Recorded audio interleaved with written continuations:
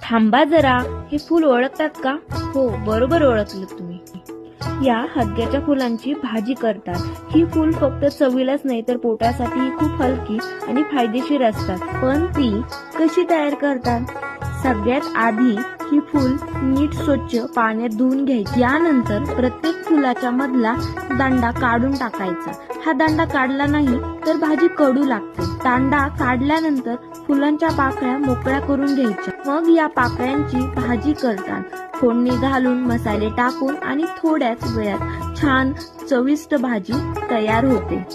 अशा साध्या पद्धतीने गावाकडची हदग्याच्या फुलांची भाजी तयार होते.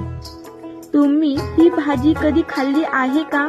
कमेंट मध्ये नक्की सांगा. व्हिडिओ आवडला तर लाईक करा आणि अशाच वेगवेगळ्या गोष्टीसाठी KSC कट्टाला फॉलो करा.